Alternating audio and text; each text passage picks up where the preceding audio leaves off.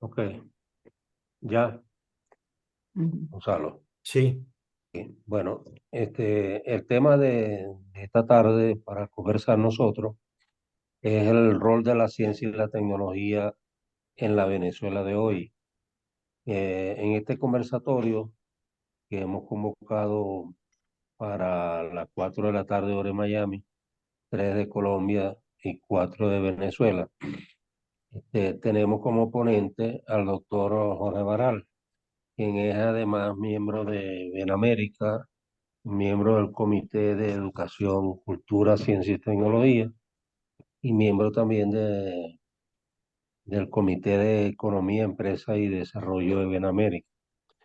Pero además en su currículum, el, el ingeniero Jorge Baral tiene un máster en Cienciarum en Information Science desde el Instituto de Tecnología de Georgia, en los Estados Unidos, desde el año 1970. Es un PhD, Physical Doctor Computer and Information Science, eh, en Gatech,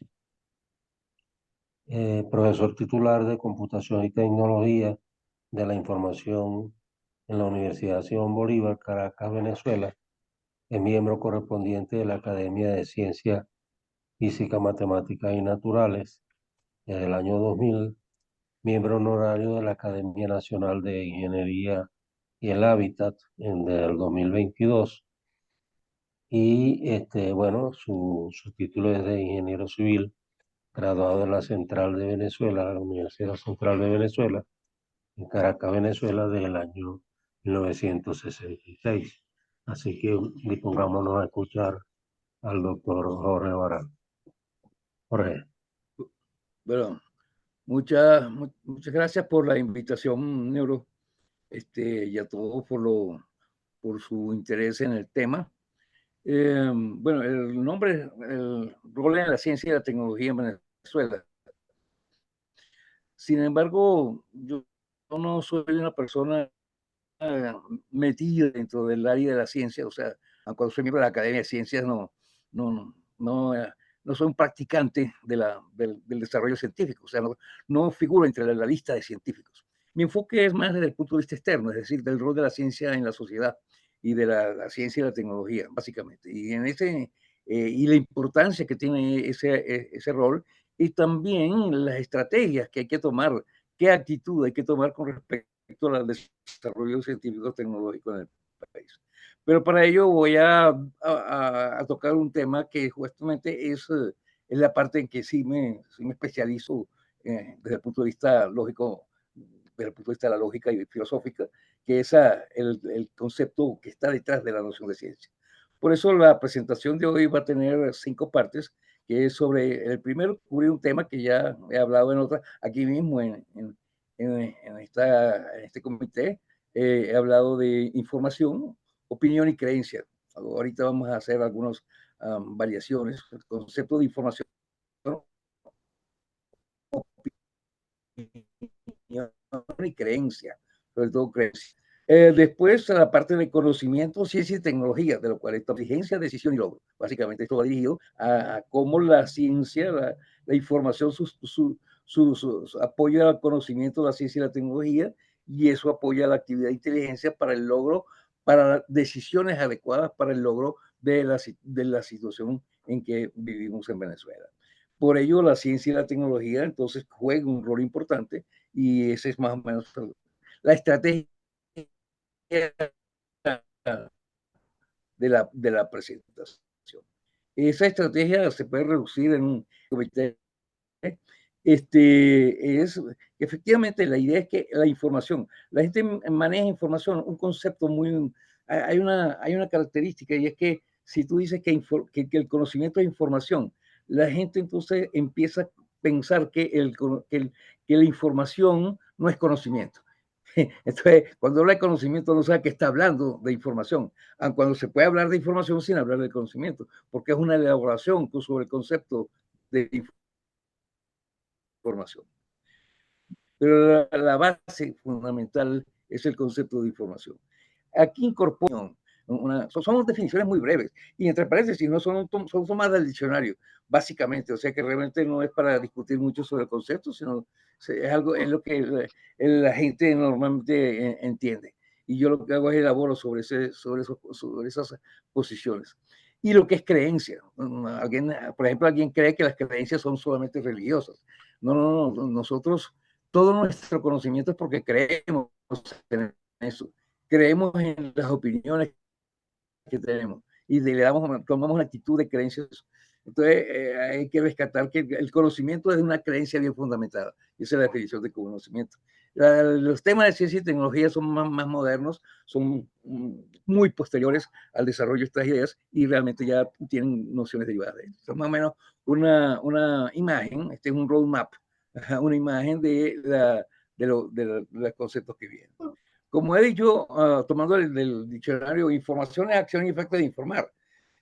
Y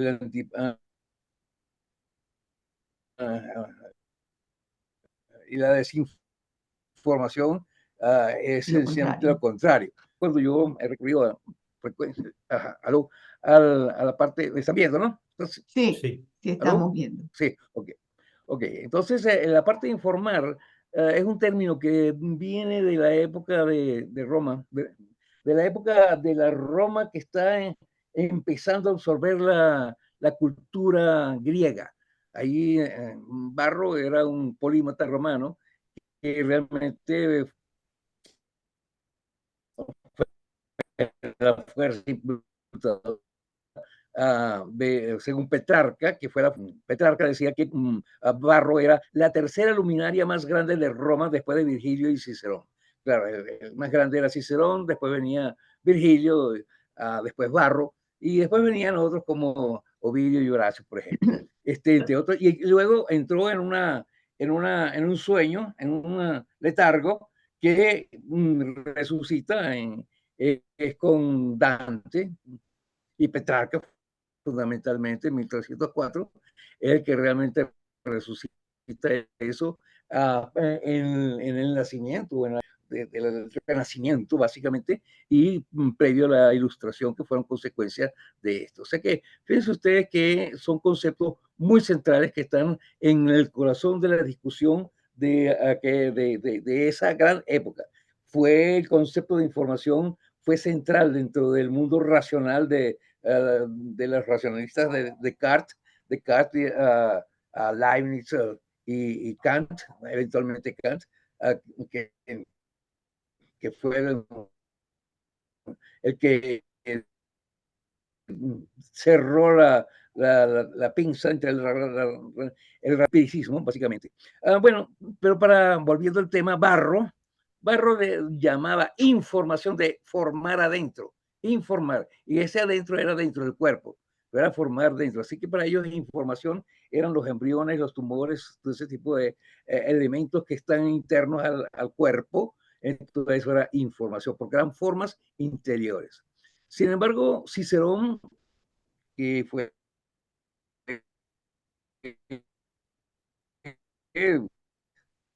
su sucesor, amigo, seguidor, era contemporáneo de... él tomó la idea esa de información, pero no lo hizo para cosas del cuerpo. No son cosas interiores del cuerpo, no son formas interiores del cuerpo, sino formas interiores de la mente. Cicerón no vio tanto como el otro porque Cicerón era un estadista romano que era prolífico escritor y apasionado helenista, pero además de eso era un estadista que estaba vinculado con un grupo, y cuando el grupo ese no siguió controlando esto, entonces tuvo que, o lo mató un tanto como Barro. Pero sin embargo, por supuesto, después de eso, a sus ideas las atacaron, y es una de las razones por las cuales entró en esa etapa de oscuridad de su obra, que fue la que Petrarca resucitó. Fue el principal artífice de la transferencia cultural griega a la romana.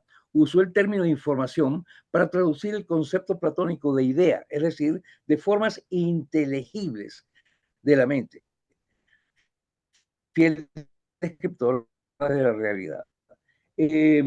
Para formas, en las formas de la mente, los sentidos, eran las formas sensibles, Así eran las formas del mundo exterior, del mundo que vemos.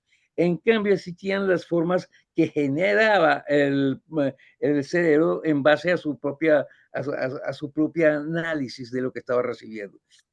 Y eso eran las ideas abstractas, básicamente. Existe un término que era eidos, que viene del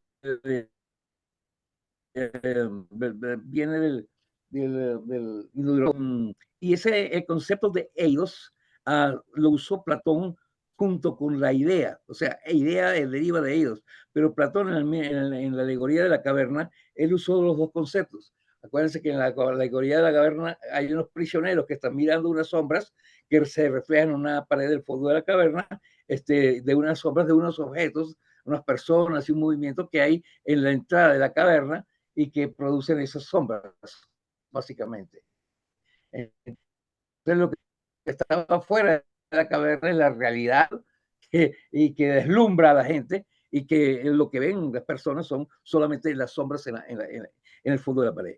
Esas sombras era el eidos y él llamaba ideas la realidad. O sea que el concepto de idea no es el que manejamos nosotros ahora de una idea como pensamiento, como sinónimo de pensamiento, sino que sencillamente él llamaba idea a la realidad, pero estaba asociado en un esquema de representación con las ideas con que nosotros trabajamos, que son básicamente basadas en los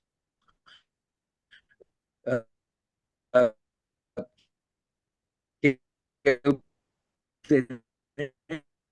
tenemos a través del sistema de percepción y que el concepto de información para hacer detalles, pero solamente basado en eso, que son formas interiores a la mente. Cuando hablamos de formas interiores a la mente, entonces podemos decir qué cosas son interiores a la mente, a la mente de cada uno.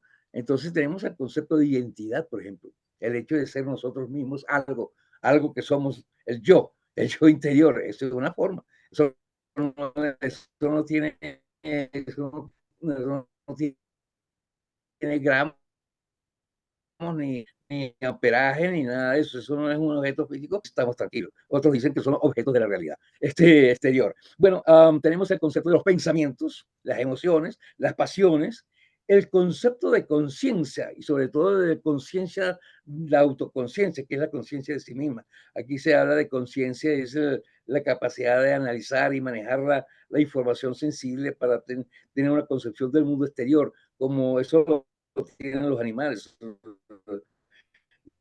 Los, los animales, los perros tienen conciencia, pero no, nosotros hablamos de conciencia, los seres humanos realmente estamos asociando a cosas que son vinculadas a la autoconciencia, que es la conciencia de que somos algo diferente. ¿Ok? Ese es un punto importante. En base a eso tenemos nuestra personalidad, ejercemos nuestra voluntad, hacemos uso de nuestra intuición y nuestra imaginación y nuestra creatividad para poder desempeñarnos en el mundo externo que vivimos. Ok, ese es más o menos, todo eso es información, que no es lo que manejamos nosotros, técnica, información, no. Esto es a lo largo de la historia y todo el pensamiento filosófico, científico manejó este concepto hasta que ahora se ha desvirtuado con el hecho de que información son ceros y unos. Claro, se puede medir, se puede representar el ser y uno, pero ya vamos a ver por qué. Entonces, aquí surge otro concepto interesante. Cuando digo de él, es que él tomó del diccionario de la lengua española, los términos, y así el concepto de opinión, el diccionario dice que es juicio, valoración, que se forma una persona respecto de algo o alguien. Juicio, bueno, fama o concepto que se tiene, la opinión pública, lo que piensa la gente de alguien o de uno. Es decir, esto es interesante porque cuando hablamos de información y son formas interiores, uno dice, bueno, pero solamente las formas interiores, ¿y qué hago yo con formas interiores? Bueno, solamente el individuo que está pensando es el que se beneficia de las formas interiores, pero los que no están dentro del individuo no se benefician. O sea, no existe un exterior. Bueno, para algunos pensadores que lo hacen como ejercicio de ejercicio lógico, ellos consideran que, bueno, una posible posición es ser solipsista, el solipsismo parte del hecho de que no existe nada fuera del individuo. O sea, todo el universo soy yo, todo el universo. Bueno, es interesante la opinión que expresa Bertrand Russell cuando dice no podemos nosotros objetar a un solicista porque no hay forma de decirle que es falso lo que él piensa. Sin embargo, vale la pena, muy en el estilo de Bertrand Russell, no vale la pena discutir con él, porque al fin y al cabo uno no existe para él, entonces uno no se debe perder el tiempo. Bueno, de esa manera, Bertrand Russell desechaba el solicismo como una opción interesante, válida del modelo del mundo, y al no ser solipsista, el rechazo al solicista es si dice no existe nada exterior a nuestra conciencia, que es el solipsista, la negación de eso es existen cosas exteriores a la conciencia. Y eso es justamente lo que trabaja el concepto de opinión, que realmente nosotros tenemos, que hay otras mentes, y las opiniones la informan en la mente de alguien en relación con algo. Puede ser desfavorable o desfavorable, puede tener opiniones o malas opiniones, pero realmente la opinión es importante porque ya el hecho de reconocer al otro, reconocer a la alteridad, surgen cosas muy interesantes, indispensables para la convivencia, y vivir juntos. Y vivir juntos, ¿por qué se vive juntos? Bueno, somos mamíferos y necesitamos reproducirnos. Entonces, la reproducción es indispensable para el proceso de la convivencia fundamental de la reproducción, el concepto de familia, el concepto del sostenimiento de la familia o grupo familiar. Esos son aspectos asociados con la convivencia que van generando la necesidad de socializar, básicamente.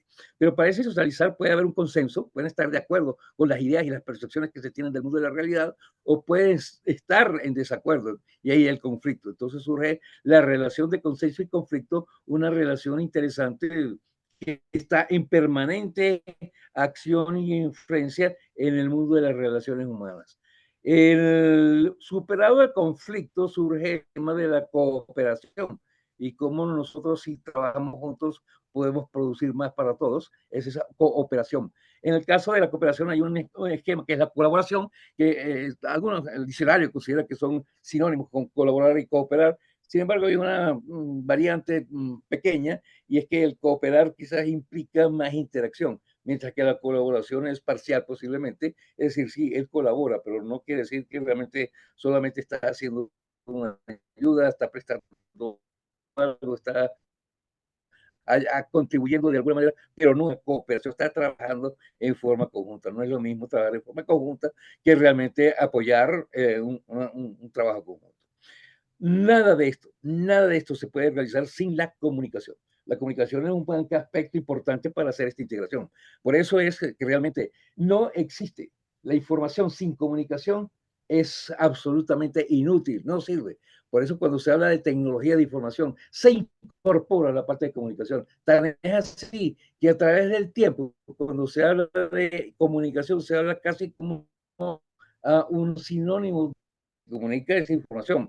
Hoy en día sabemos, yo en particular que soy ingeniero de transporte, sé que no solamente se comunican elementos de información, sino que también se comunican vehículos, se comunican alimentos, se comunican a espacios, habitaciones, se comunican pasillos, se comunican enfermedades. O sea que el concepto de comunicación es mucho más amplio, pero la comunicación de información es quizás uno de los aspectos más importantes. Pero eso está asociado, está imbricado dentro del concepto de información.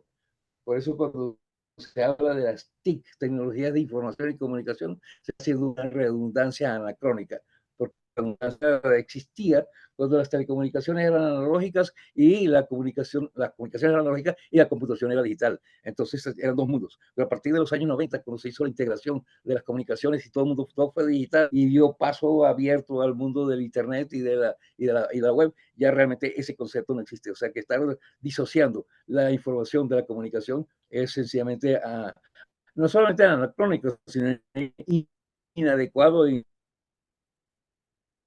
impropio. Buenas opiniones y crear el concepto de conciencia y de conocimiento colectivo. Manifestar. El diccionario nos dice que manifestar es declarar, dar a conocer aquí sí, sinónimo de expresar, decir, declarar, exponer y enunciar. Aquí viene a manifestar, es hacerlo externo, hacer manifiesto, es eso que hace cuando alguien opina, manifiesta algo, esa opinión la manifiesta de alguna manera, quiere decir, la expone al medio para que sea compartido con otros. Entonces surge de ese medio físico, aquí entra en juego un elemento uno de San Agustín. Signos era lo que es signo, es aquello que está en lugar de otra cosa. Importante. Entre paréntesis, ese signo, ese San Agustín hablaba de las ideas de Platón y era influencia platónica totalmente, de Agustín de Pona.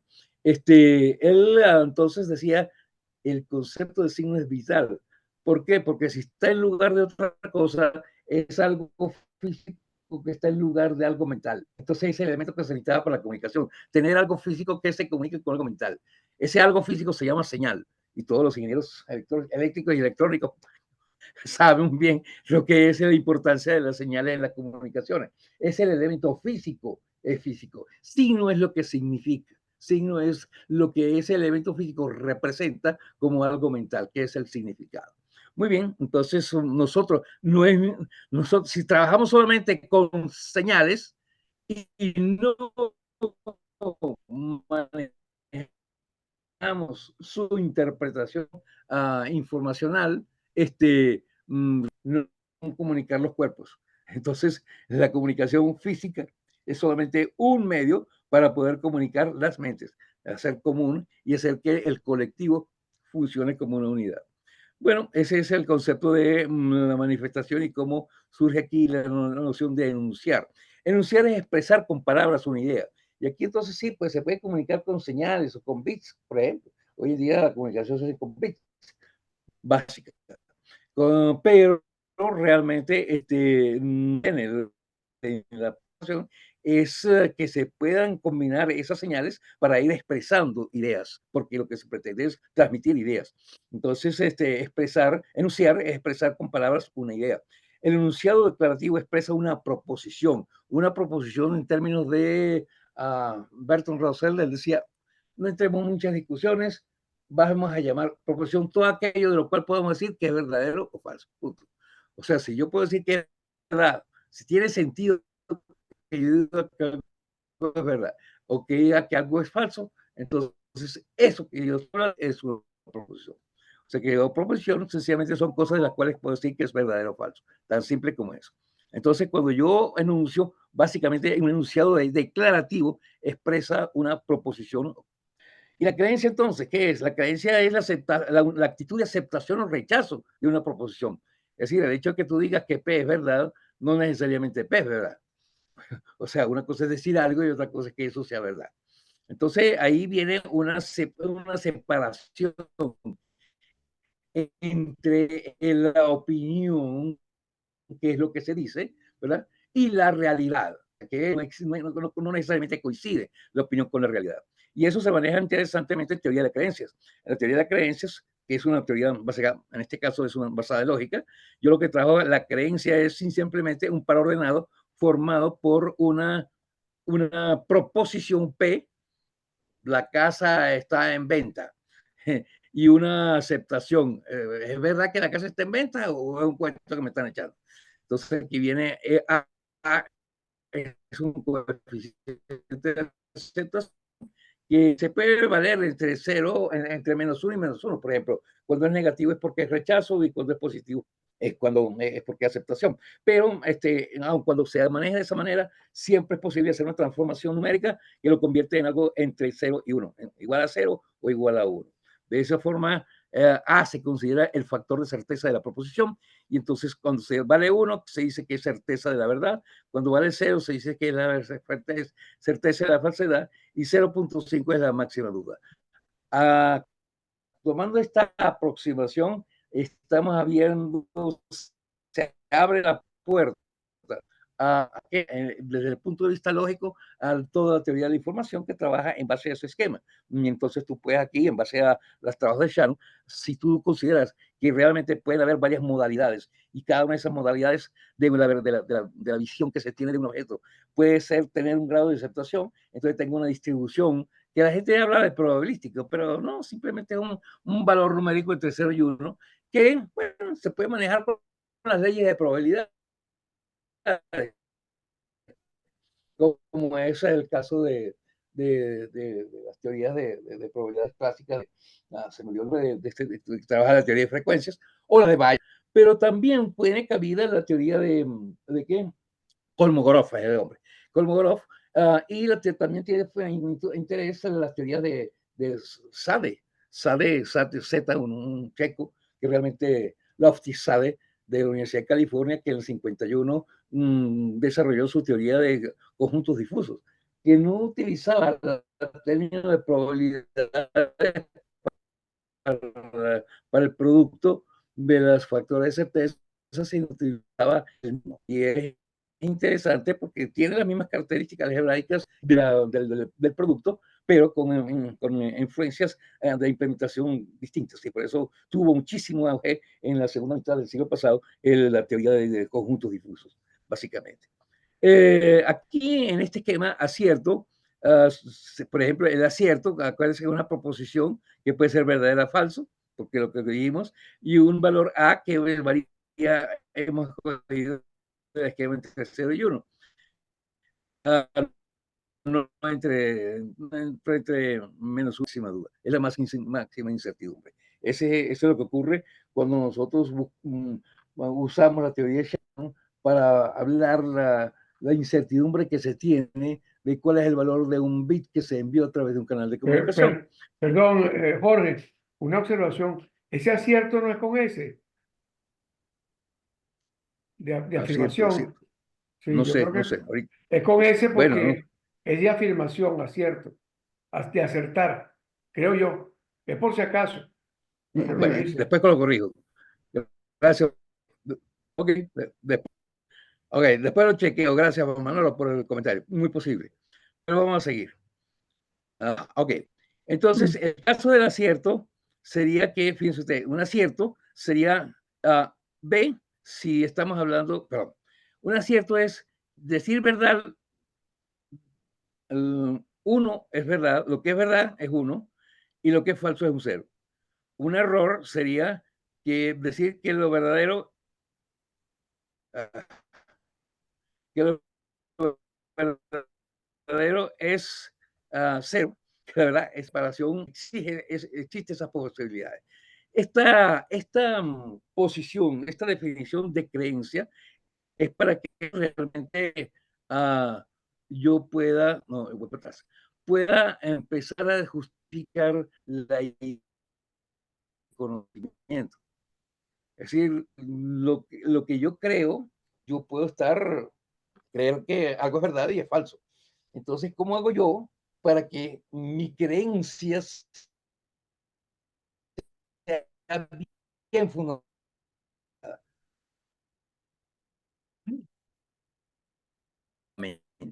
Y ahí entonces entra el concepto de episteme. La creencia bien fundada, hoy en día, es true belief. O sea, que es una creencia positiva, pero que además de eso es verdad. Entonces, eso es el conocimiento. La meta entonces de la búsqueda del conocimiento es tratar de que nuestras creencias o tratar de ver en qué medida nuestras creencias corresponden a una realidad. Tan simple como eso lo sabemos intuitivamente. Todo esto lo sabemos, claro. Eso estoy dando una fundamentación desde el punto de vista tecnológico, matemático y lógico de esa actitud que intuitivamente la manejamos. Entonces, ese conocimiento se centra básicamente en las descripciones, en saber qué es algo, que es la parte ontológica, qué es esto, qué es conocer, qué es pensar, qué es esta cosa, qué es tal otra, y también en el por qué, que realmente lo que fundamenta el entendimiento, no solamente eso es lo que empieza allá a distinguirse como entendimiento. Los griegos hablaban de 4 formas, Aristóteles en particular, en su Ética Nicómaco y en la Poética también aparece algo, habla de el saber es Sofía, era lo principal, era el saber. El episteme era el conocimiento bien fundado del cual estamos hablando en este momento. El tecné es un saber hacer, un tecné que los griegos inicialmente llamaron tecné, posteriormente en la traducción que se hizo al latín, ars, y en toda la época romana las técnicas se llaman ars dicerendi, ars coyectandi, el pensamiento, las técnicas de pensamiento, ars coyectandi, y así sucesivamente todo. El ars mecánica, también surgió el ars mecánica, pero ya ahí parecía que el ars mecánica fuera una repetición, pero no. El ars mecánica fue lo que se convirtió en técnica y ahí la tecnología, que es una colección o una fundamentación de la técnica en cierta forma. Entonces, que es un saber hacer, un saber hacer. Asociado a esto está el nous, que es el intelecto, es lo que llaman intelecto, y que para Anaxágoras era quizás una de las cosas fundamentales de la esencia de la ciencia del universo, pues, el nous, así como realmente pensaba Heráclito que el fuego, y así que pensaba Tales de Mileto que era el agua, y el otro pensaba que era el aire. Él pensaba, Anaxágoras pensaba que nous era fundamentalmente el intelecto. Y aquí hay un elemento también que entra que es la frónesis. Que frónesis se habla de buen juicio, de sabiduría, de no tener quizás tantas cosas tan perfectamente mecanizadas o tan precisas como el caso del episteme, la tecné o el nous,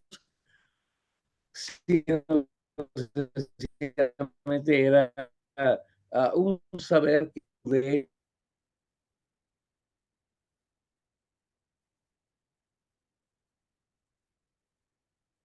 Congelaste. Te Ajá, perdón. congelaste, Dime, que te congelaste, dime. lo que te está diciendo Marisol. Yo no me congelé, yo ya estoy aquí. A ver. Bueno, ahorita cuando Sí, pero hablabas de la se fronesis. congeló la imagen ahorita Ajá, y no te ¿Ya? oímos Ajá. el final.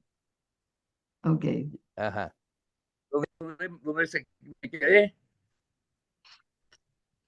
¿Hasta dónde me vieron? En la fronesis. En la fronesis. Okay. Fronesis. Okay. Ajá. Fronesis, no sé. No sé. Ajá. Vamos a ver si chas aquí. No, mamita, ya. Te quiero mucho, hija. No, pero fronesis. No. Ya. Sigo presentando, ¿no? Sí, sigue, no hay problema. Ya estoy descongelado. Ya estoy ratito. Ya estás desconectado, ya estás vivo. Ok.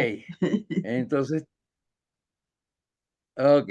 Bueno, ya estaba aquí en fronesis del conocimiento. Saltaba ciencia. ¿En qué momento empezamos a hablar de ciencia? Bueno, ciencia no es una palabra del griego, aunque deriva. El término ciencia deriva del latín ciencia, no del griego, del latín ciencia, no deriva del griego, que significa conocimiento o entendimiento. A su vez deriva del verbo latino scio y su participio sire, que significa conocer, que a su vez deriva del protoitálico skille o esquillo, que significa conocer también, pero a su vez deriva del protoeuropeo, que aquí ya no se pronuncia, perdón, Aquí. lo que me rasparon al curso de europeo, que significa incidir o insertar. Yo hago estas investigaciones, me encantan, primero porque me gusta, porque me gusta saber de dónde vienen las cosas.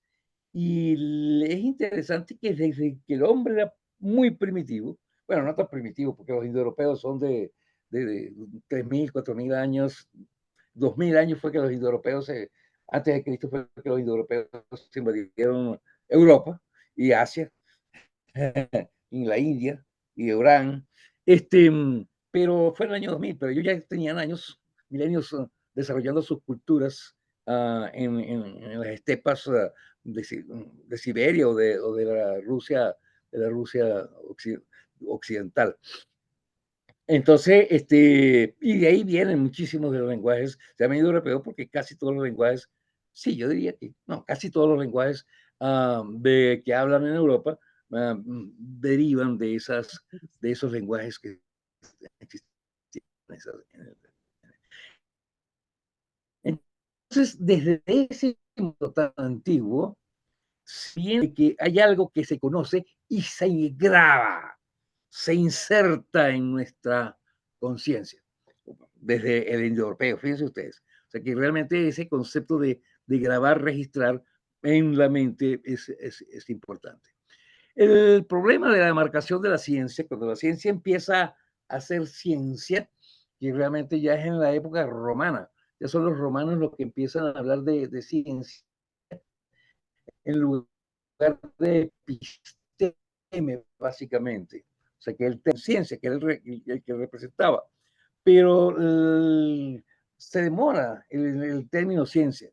Lo que viene a reventar, a explotar en el uso de este término para hablar del conocimiento bien fundamentado es la revolución, lo que se llamó la revolución científica, que se generó con Copérnico, básicamente. Copérnico y Besalio también. Besalio Jorge, empezó Jorge, te quedan 5 a minutos. discriminar, dice, ajá, ok, gracias, ya voy. Entonces viene, ya voy, 5 del conocimiento. Entonces el conocimiento puede ser conocimiento de particulares o conocimiento de generales, principios. Aquí cuando hablo de generales hablo de colecciones, de conjuntos, algo que aplica para todos los animales. En cambio, el particular quiere decir que aplica para un solo individuo. ¿Ok? La praxis trabaja con conocimiento de particulares. Tú conoces la cosa que pasa con alguien. La experiencia te enseña conocimientos particulares. La experimentación te genera conocimientos particulares.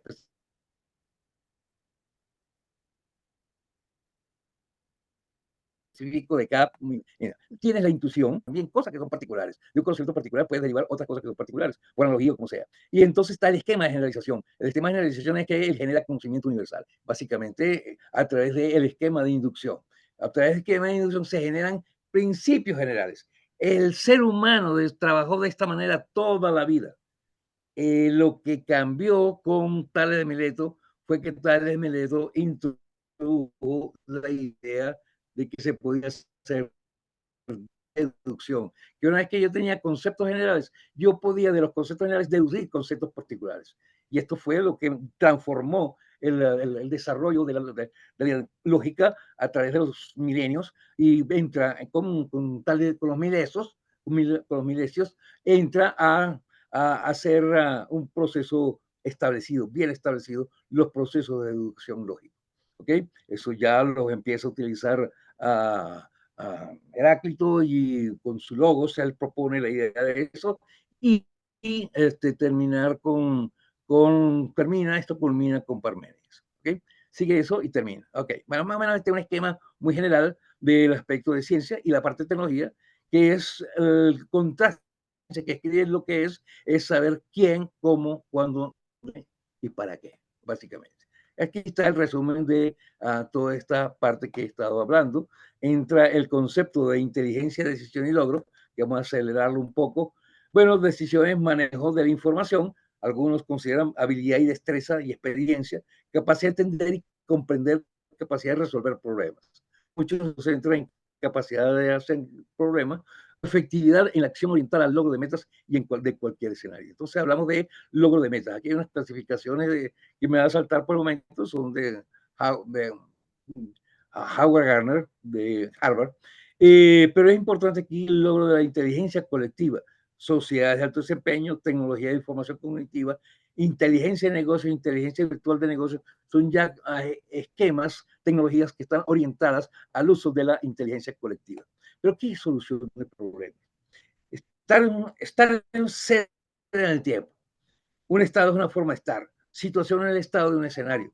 Condición es una cualidad atribuible a una situación. Para Herbert Simon, un problema es el incumplimiento de una condición basada en una situación dada. Es decir, hay una situación dada donde no se cumple una condición deseada.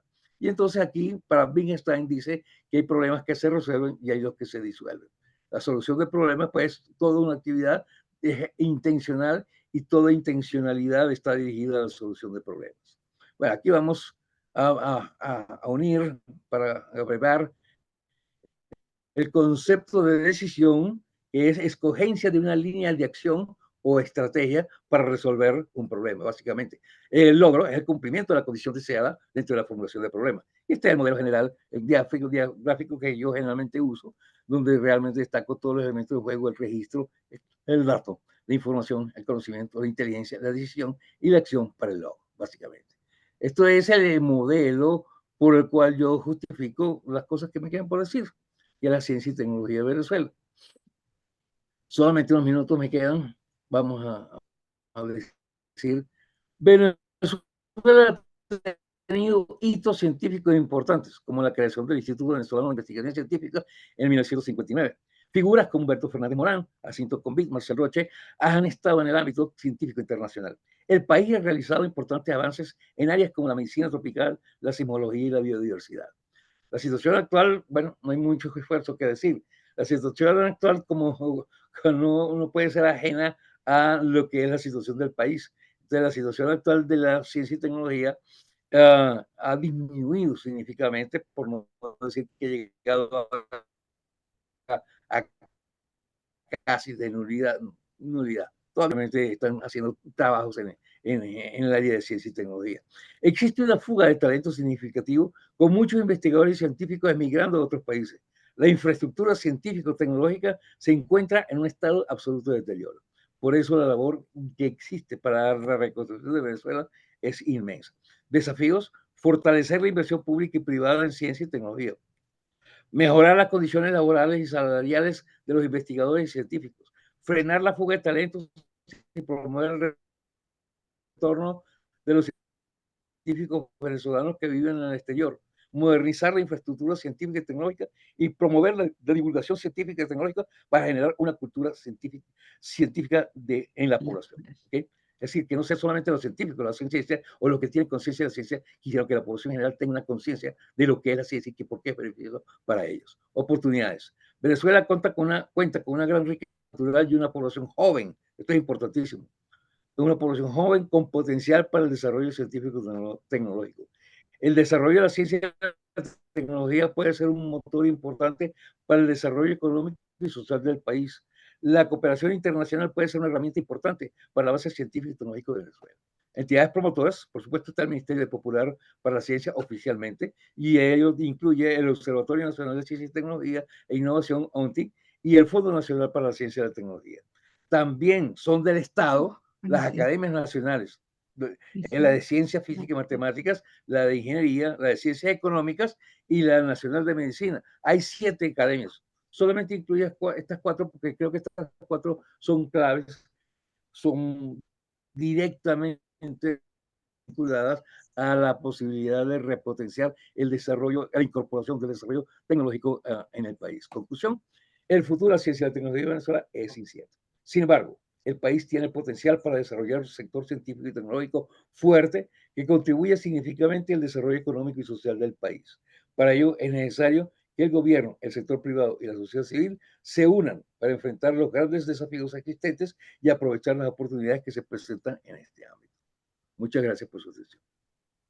Wow. No, gracias a ti, Jorge. Gracias, sí. Muy, Ya. para mí, excelente la exposición, aun cuando obviamente apresurada por razones de tiempo, ¿no? Vamos a entrar en el periodo de preguntas y respuestas. Tus respuestas que sean lo más precisas y cortas posible, a fin de que podamos lograr cumplir con los tiempos que tenemos previstos para esta tarde. Bueno, se abre el derecho de palabra. José Manuel Serna tiene el micrófono apagado, lo mismo que José P. Arnoldo Loaiza. Vamos a entrar en en el periodo de preguntas y respuestas. Gonzalo va a ir tomando nota, de modo que dejo con ustedes pues el derecho a palabra. Yo levanté la mano. ¿Quién? Tú. Así, Primero, Gonzalo. primero, Bueno, y después me pones a mí. ok, Ok. felicitar a Jorge porque realmente nos ha hecho un resumen desde la etimología de las palabras de todo esto hasta aterrizarlo. Y lo aterriza en esto. Y a mitad de camino me surgió una pregunta, Jorge. Hablas de la inteligencia colectiva. La experiencia del mundo actual ha dicho que el colectivismo y la parte sociales son frenos al desarrollo de las sociedades. Las sociedades se desarrollan por los esfuerzos individuales, quizás. Y mi pregunta entonces viene a la parte de la inteligencia, porque mencionaste todas estas cámaras y cada cámara tiene un aporte de inteligencia dentro de su área de especificidad.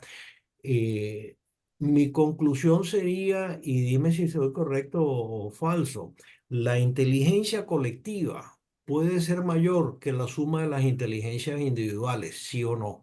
O sea, uno Sí, más uno puede ser tres, en matemáticas no, pero en inteligencia quizás sí. Uno más uno puede ser tres en inteligencia colectiva. sí, definitivamente. Ya va, perdón, Las Jorge. Perdón, Jorge. sinergias. Aló, Jorge, ¿me estás oyendo? Perdón. No, es que Sí, te sí, quería te decir, oigo. vamos a oír las primeras tres planteamientos Pero con expréseme bien, ok. preguntas. Tú tomas Apúntalo. Tengo mala nota y memoria. después trata de dar Negro una. Negro Apúntalo, y apúntalo. Arnoldo Loaiza. Adelante, Negro. Bueno, ok. Jorge, bueno, te felicito porque en verdad que es una magnífica posición. Y yo que indudablemente vengo también del sector universitario, indudablemente me llama mucho la atención esta temática, ¿no? Pero justamente te quería mm, pedir que pusiera algo sobre esta referencia. Se dice en las universidades, todos conocemos el rol de los profesores, el rol de los estudiantes, pero también se dice que ese rol con el desarrollo de las tecnologías de información y de comunicación debe cambiar y en consecuencia debe cambiar también el rol de las propias universidades. Entonces, yo sé que por razones de tiempo no hubo chance de desarrollar o hablar sobre eso, pero yo he venido escribiendo al respecto, pero creo que también, y soy de los que creo que también debe cambiar el rol del profesor, es decir, en su forma, no solamente en el conocimiento que tiene y la forma de expresarlo. Y lo mismo debe ser el rol del estudiante, porque hoy en día incluso los estudiantes tienen una mayor responsabilidad en el sentido de producir el conocimiento que a veces los mismos profesores. Y indudablemente el rol de las universidades también tiene que cambiar al cambiar el rol de los factores que son más importantes dentro de la universidad, que es el sector docente, que sabemos también que en las universidades es donde se realiza el mayor cúmulo de investigación y cambia el rol del estudiante porque se le va a exigir mayor responsabilidad. En consecuencia, también el rol de las universidades para actualizar su propio conocimiento en las distintas carreras que ofrece, etcétera, etcétera, ¿no? Esto dicho de forma muy apresurada, pero quisiera que me comentara también algo al respecto. Y Antonio Loaiza para la tercera pregunta. Loaiza. Oh, la mía está en el chat, ¿podrían por favor leerla? Sí, con estos paradigmas expuestos por usted, podemos inferir la actitud de los políticos en Venezuela. ¿Qué le parece introducir estos conceptos en escuelas de política administrada por los municipios para educar, formar a quienes aspiren a ocupar cargos de gobierno? Tendría otro perfil de ciudadano político y no caimanes del mismo charco Excelente propuesta, profesor, lo felicito. Adelante, Jorge. Adelante, Jorge. Ajá. Bien. Inteligencia colectiva. Como todo en la vida y en el ser humano, hay cosas que tienen una parte buena y una parte activa. Evidentemente, la inteligencia colectiva es productiva. El fenómeno que habla Aristóteles de sinergia funciona acá. Es decir, el esfuerzo combinado es más productivo. Es importantísimo observar el fenómeno que está alrededor de proyectos como el proyecto de el Large Hadron Collider, el gran colisionador de hadrones en Ginebra. Eso está en Ginebra, pero hay alrededor de 2.000 investigadores de todo el mundo, incluyendo Venezuela, que trabajan en un pedacito de todo ese proyecto, porque es un proyecto gigantesco. Y eso se está reproduciendo con las investigaciones en cosmología, con los envíos no solamente el caso del James Watt y el Hubble, que están revolucionando el mundo en general, porque no solamente es la cosmología, sino eso tiene implicaciones en la cuántica, en la física, en toda una cantidad de áreas. Y para hacer esos proyectos efectivos, han tenido que desarrollar unos mecanismos de integración de alto desempeño. Es decir, que con tecnología de desempeño pueden lograr la coordinación productiva y que no priven los elementos normalmente asociados al ser humano, que es el individualismo, el protagonismo, y el hecho de estar separado de los demás. Ahora, si nosotros no tenemos esas metodologías aplicadas, con toda seguridad, cuando tú unes varias, creo yo, es una tribu de caciques, no produce porque cada uno está contradiciendo al otro. Es decir, que en cierta medida la colectivización per se no ayuda. Posiblemente puede ser por casualidad, puede funcionar, pero también por casualidad puede ser menos. Es decir, se paraliza todo porque hay una cantidad de gente importante metida en eso. ¿Ok? Pero las técnicas que hay, sobre todo una de ellas, las metodologías, van dirigidas a limar esas espinas, esas contraposiciones que hay en el trabajo colectivo. Y usando la tecnología de apoyo adecuada, se puede potenciar el esfuerzo de las competencias individuales. No sé si con eso respondo tu pregunta. Sí. La pregunta de Neuro es que el rol del profesor y del estudiante. La educación cambió. La educación cambió en Venezuela. Por distintas razones. En el caso mío, en la Simón Bolívar, por distintas razones. En el caso de la Simón Bolívar, porque no había transporte para los estudiantes y la Simón Bolívar no está en el centro de la ciudad. Entonces, sencillamente, ya había una problemática social con un problema logístico, básicamente. Pero después vino la pandemia. Y después, con la pandemia, impidió el trabajo en conjunto. Pero, por otro lado, vienen funcionando desde hace tiempo, antes de la pandemia y antes de los problemas locales nuestros, en Venezuela, viene evolucionando el concepto de tecnología. Las tecnologías de información están avanzando tremendamente y están avanzando en cosas que son complejas y la comunidad no las sabe manejar, no entiende. Por ejemplo, yo ahorita soy un usuario intenso del área de Gemini, por ejemplo. Pero cada vez que yo uso Gemini tengo que tener, es como que si fuera un alumno que se recuerda de muchas cosas, pero que no tiene una construcción estable, que sencillamente es parte de ese colectivismo no bien coordinado. En Gemini, tú lo que tienes es una máquina que puede buscar todas las publicaciones que existen en el mundo vinculadas con tu área y te las recopila y te las trae. Pero en esa compilación que hay cosas que no necesariamente son verdad. Uno. Dos, hay cosas que son contrapuestas. O sea que no todo lo que te va a venir es consistente.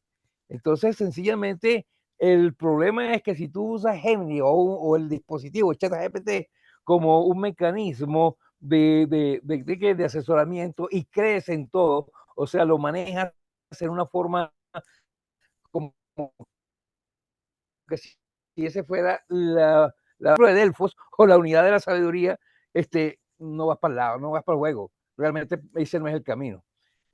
Hay que aprender a cómo interactuar con una inteligencia artificial de este tipo para que realmente sea productiva.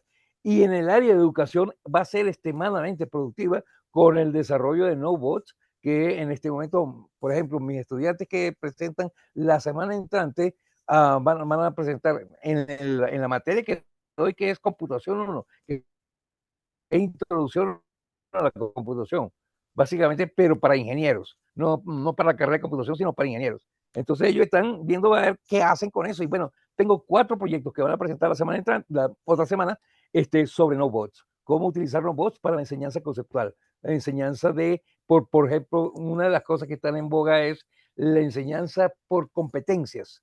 O sea, tú desglosas todo tu currícula en toda el temario que vas a abrir, los desglosas en conceptos fundamentales moleculares que duren poco tiempo y los puedas empaquetar en un área que tenga presentación, videos, experiencias, vivencias, una cantidad de cosas. Y además de eso, tú pones un robótico que realmente le ayude y chequee que ese concepto está evolucionando. ¿Ok? Es un experimento que estoy viviendo, pero que realmente no es una novedad. Eso lo están viviendo montones de universidades en el mundo. ¿Me explico?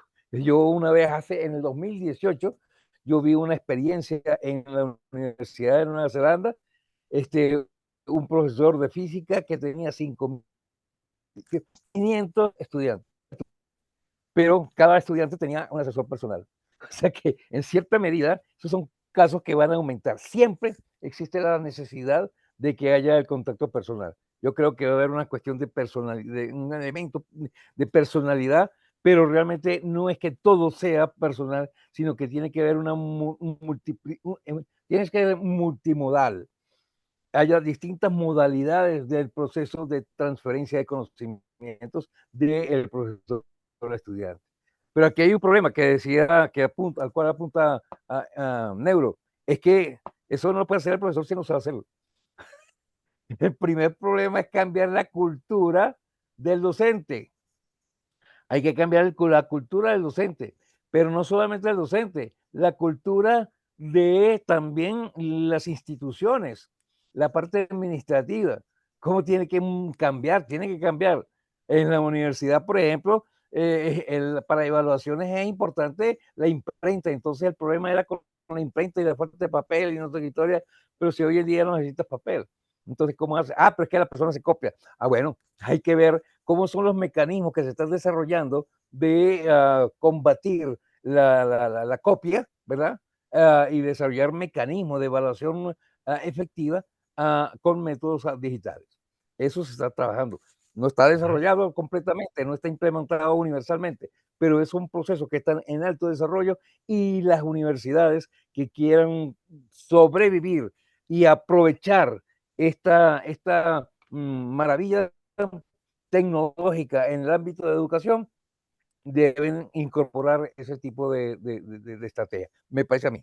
No solamente el uso de la tecnología, es que el uso de la tecnología te permite una reconceptualización de las estrategias educativas. Tienes que reconceptualizar los problemas de la estrategia educativa. Toda la carrera. Todo. Bueno, y la última es para Loaiza, el señor Loaiza, no sé, no lo veo, que él dice que y esto no va para la política, por supuesto, hay montones de cosas que tienen que cambiar en el mundo político. Yo cometí el error en mi vida de considerar que la academia no debía mezclarse con política, porque la política tenía una cantidad de cosas ajenas al mundo académico. Pero realmente esa es la mala política. Esa es una política mal implementada. La política es, en cierta forma, la integración de toda la comunidad nacional. Eso fundamentalmente es el concepto de política. Y realmente, así como la economía busca el bienestar nacional, somete la búsqueda perdón, como yo manejo las múltiples dimensiones de una nación, la dimensión social que busca el bienestar colectivo, el bienestar de toda la colectividad, de toda la nación en cierta medida. La dimensión económica que busca la productividad que realmente permita lograr ese bienestar. Y la dimensión política, que es la que busca coordinar, ese elemento integrador y coordinador, es el elemento cibernético. Realmente la cibernética aparece por primera vez en la historia en la República de Platón, cuando él plantea que un gobernante es el que debe llevar la nave a su destino, y para ello tiene que tener un timonel, y ese es el gobernante. De ahí viene todo el concepto de gobierno. Entonces, hay que incorporar esas nociones cibernéticas dentro del ámbito político para que se dejen de estar en un esquema que es de lucha y confrontación de fuerzas que no tienen normalmente interés nacional, sino que son interés particular. En ese sentido, yo estoy completamente de acuerdo con lo que plantea Laisa, que estas ideas deben permear a nivel municipal, ir de abajo hacia arriba, empezar a tener unas estrategias de formación a nivel municipal que vayan proyectándose hacia los niveles superiores del ámbito político. Bien, gracias, Jorge. No sé si no veo ninguna otra mano levantada. Si alguien tiene alguna pregunta adicional, José Manuel, José Manuel Serna. Bueno, muy interesante, Jorge, como siempre, tu disertación. Da para muchas discusiones y para perfilar muchas opciones en los temas que tratamos nosotros, tanto en economía como en el desarrollo del conocimiento y de la ciencia. Yo quería hacer una precisión sobre el concepto de colectivismo que mencionó Gonzalo. Yo creo que cuando tú usaste la palabra colectivo, no te referías al colectivismo, sino más bien al carácter social del conocimiento, en cierta forma, ¿no?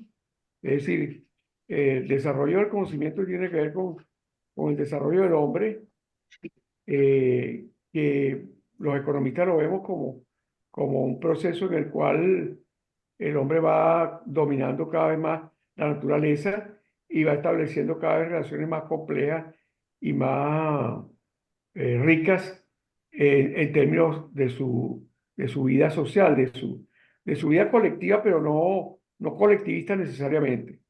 Entonces las universidades, qué sé yo, la cultura en general y el conocimiento tiene un carácter definitivamente social. Y lo que estamos viviendo hoy en día es que la inteligencia artificial ha generado pues un instrumento técnico que permite procesar con nuevos mecanismos de manejo de información, que tú lo conoces mejor que nosotros, grandes volúmenes de conocimiento y someterlos pues a procesos de análisis y de síntesis, ¿no?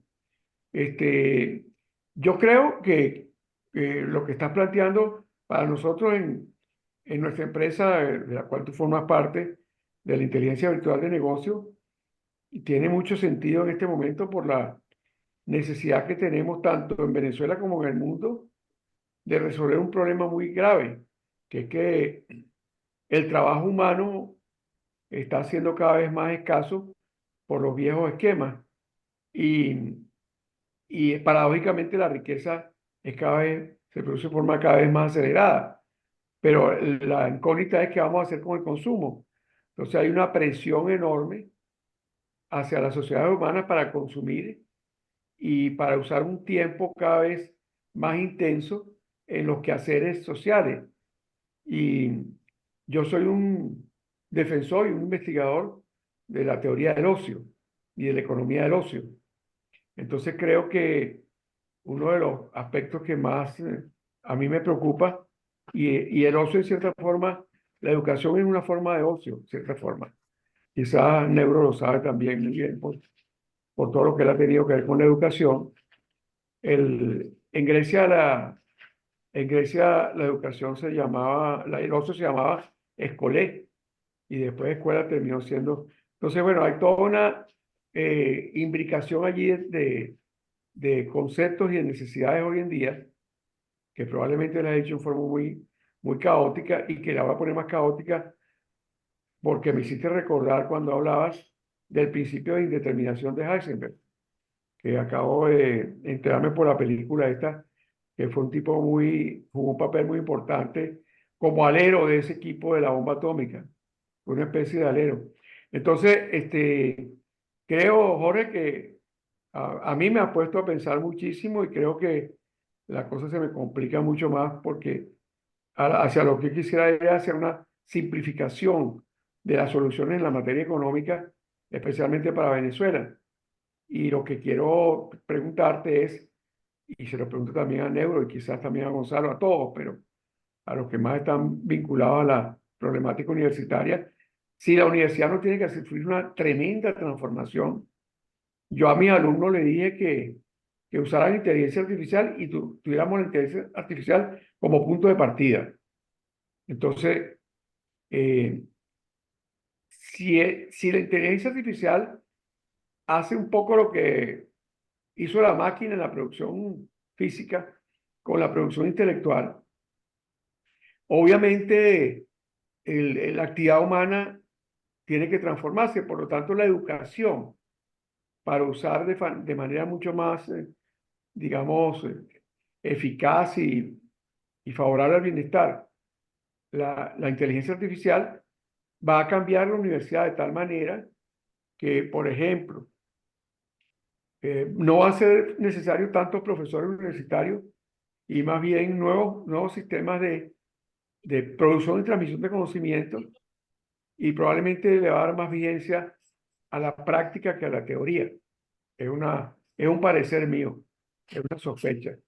Bueno, dejo esa duda aquí y me perdonan si he hablado en forma muy caótica o confusa, pero la culpa la tiene Jorge. Pero, Gonzalo, veo la mano levantada por ahí, Sí, volviendo, con la mano levantada. sí, gracias, ya la bajé para que no se me canse.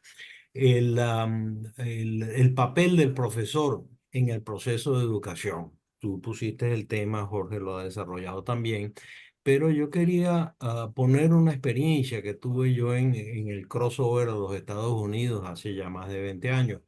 Es que en la educación latina o la educación hispana, en Venezuela, la educación que yo recibí como estudiante, el profesor era un genio.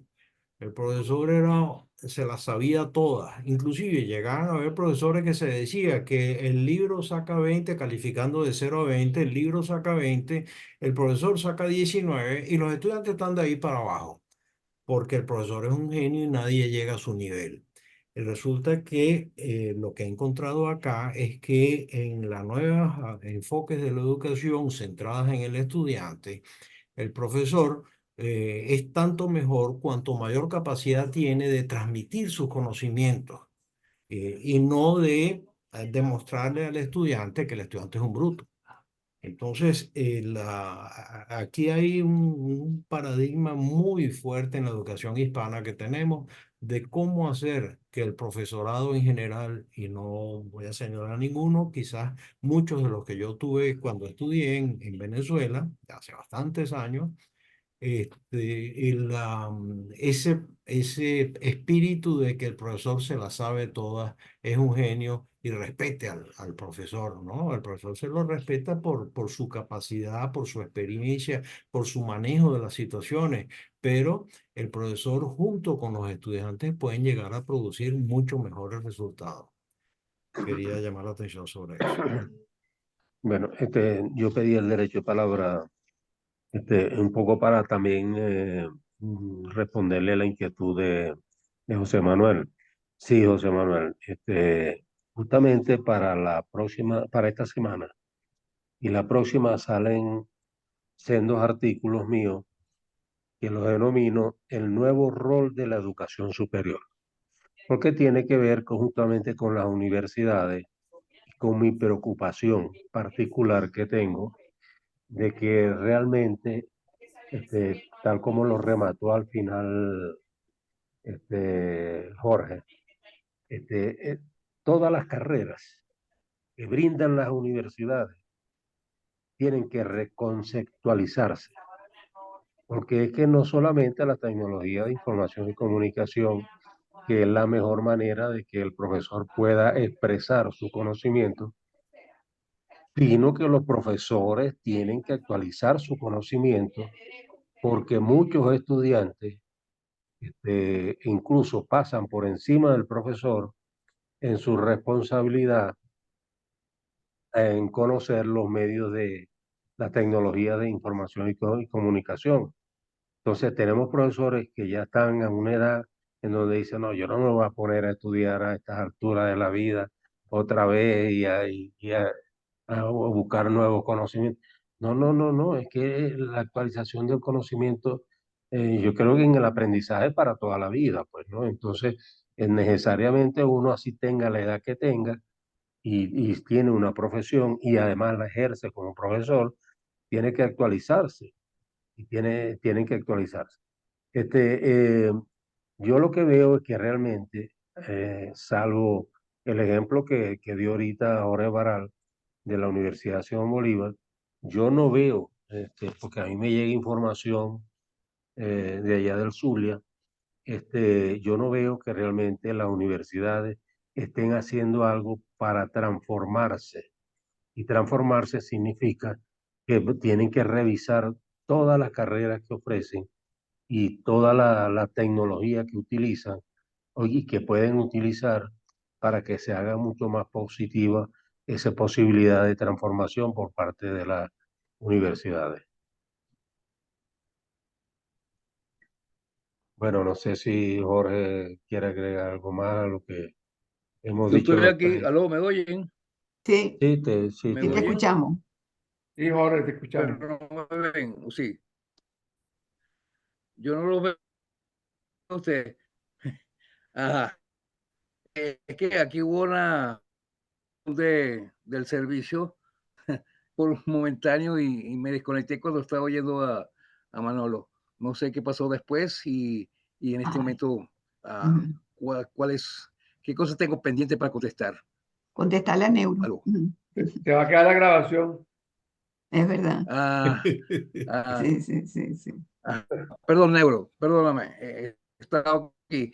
La pregunta tuya fue. No, yo no fue pregunta, sino que Aló, Neuro. Lo que expresé pasa una es que preocupación con no veo respecto a nada, no veo nada, solamente oigo. bueno, Ok, con Ajá. respecto a pero la te vemos a universidad. ti. Ujú. Pero me oye, Sí, ¿me te estás oigo, solamente oyendo te ahora? oigo. Sí, sí, te oigo. Ajá. ¿Tú me oyes? Expresé una preocupación con todas las universidades en Venezuela.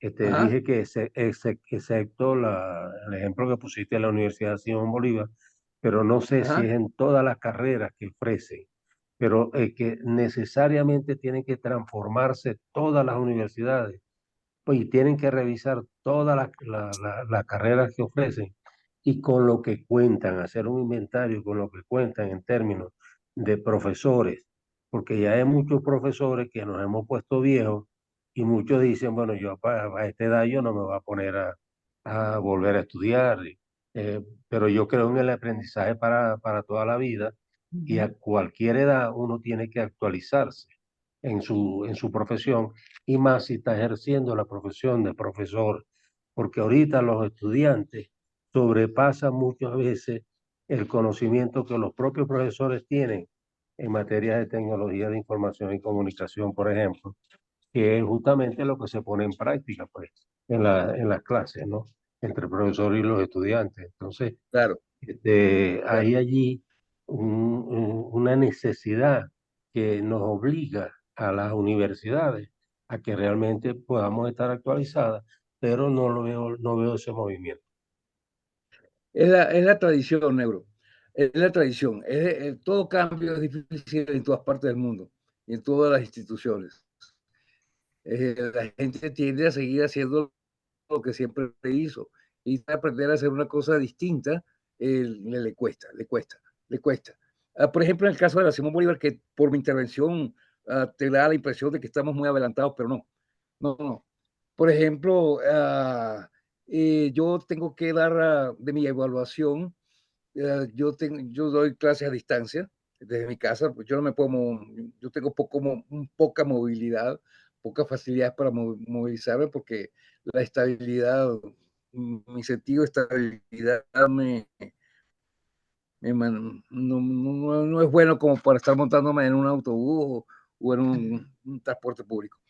Tienes que dejar la Entonces me bebida, Jorge. obligaron, tengo que dejar la bebida, sí. El 40%, el 40% de la evaluación tiene que ser presencial. Pero todos mis exámenes, por ejemplo, los tengo montados en GitHub. O sea que es de hecho, como en la universidad no hay equipos, yo he montado un laboratorio de computación en GitHub y realmente los procesos los hago en GitHub, que es una plataforma en la nube para desarrollo, muy usada por el mundo del open source, de programas de fuente abierta. Entonces, yo tengo montado todo un laboratorio, un taller, y yo a través de GitHub, las tareas que yo pongo, las reviso desde mi casa en cualquier momento, cómo es el desarrollo que están haciendo ellos con su materia. Bueno, pero ahora me dicen que esa evaluación no vale, que tengo que hacerla presencial. Entonces, tengo que conseguir un aula en la universidad que tenga, que tenga video, conexión de internet, proyección audiovisual, toda una cantidad de cosas que los tengo yo aquí en local, pero que en la universidad no existían antes. Ahora ya tengo garantía de que me van a dar un aula especial y la está preparada para mi evaluación de la semana entrante.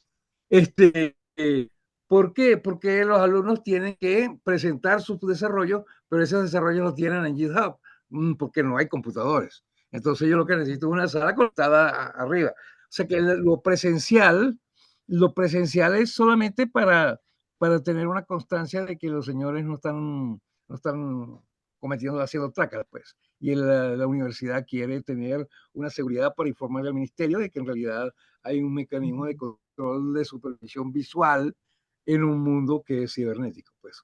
Es decir, donde realmente la evaluación tiene que ser mejor que la visual. Cuando yo hacía evaluación visual, había gente que llevaba y yo no le pedía la cédula a cada uno. Entonces yo confiaba que la cara que yo veía después de tal era la cara que siempre veía. Pero en cambio ahorita yo tengo un contacto más directo con los estudiantes a través de ellos les gusta mucho Telegram, no les gusta a WhatsApp. Entonces trabajan más con Telegram y ellos mismos organizan las reuniones de Telegram y ellos mismos se trabajan. O sea que es inmensamente más dinámico.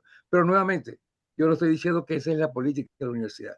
Más aún, tengo que ir con mucho cuidado porque para no estar violando la normativa establecida por el Consejo Directivo que realmente va orientada a mantener los esquemas convencionales. Cuídate O de sea Tarek, cuídate de Tarek no, que te está cachando. ¿aló? Que te miran mal, además. Que te cuides de Tarek William. Ah, ok, sí, sí, El sí. fiscal, sí. El Bueno, fiscal no sé de la Estoy echando República. broma. Mira, si alguien más tiene...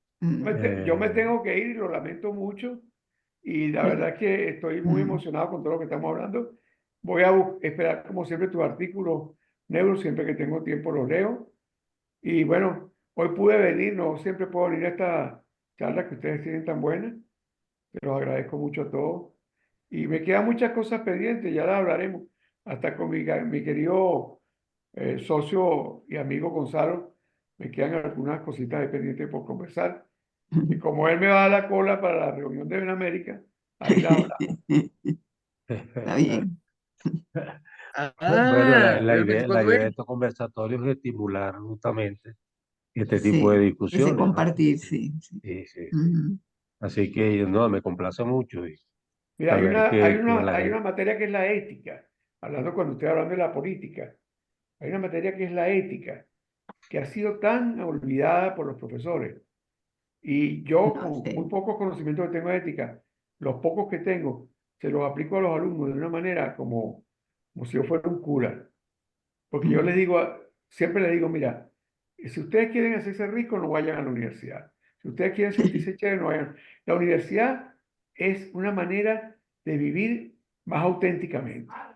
Copiarse no tiene sentido. O sea, si ustedes vienen y se copian, sí, bueno, el profesor puede ser que no lo descubra, pero eso no le va a servir de nada. O sea, y yo creo que es lo mismo en la política. Yo creo que a los políticos hay que enseñar que la gran, digamos, riqueza de un político es la honestidad. Un político honesto no necesita nunca que ni el dinero ni nada, porque el político honesto, la sociedad lo consiente, lo ayuda, lo apoya. Entonces, en Europa se ve eso mucho, pues, países como Suecia, etc. Entonces, cuando tú nombraste la República, me acordé mucho, Jorge, que en la República hay toda una, yo no sé si todos los políticos leen La República de Platón, pero es un libro maravilloso. Ese es un libro que te da una idea de lo que es la vida social, lo que es el poder, muy, muy buena. Y yo creo que, y se lo digo a todos ustedes como profesores y como amigos y como abuelos, ¿no? Yo creo que lo que más hay que enseñarle a la gente no es tanto el conocimiento, sino la actitud ante la vida, la actitud positiva, la actitud respetuosa. Que eso, la República, sí. Qué bueno. Yo me lo Bueno, leí, yo sí me lo leí lo empecé a leer como por broma y me quedé pegado. Lo Y es un tiene, libro bueno, maravilloso. yo también tengo que asistir a la reunión de Benamérica, ¿no? Que creo que a las 7 me dijo 7:30, Marisol, sí, hora sí, de sí, allá, 7:30. de de Miami. Miami, Sí, una hora menos aquí en tuyo a las Colombia. 6. Así que no veo más Hoy, a las manos 7:30. levantadas, A las sino 7 que, en punto. 9:30. No, ¿ah? lo aclaró bien Paciano, que era a las 7, no a las 7:30. Bueno, yo hoy no tengo que ir, pero nos vamos a ver en las reuniones que me convocaron para el cierre Pero de...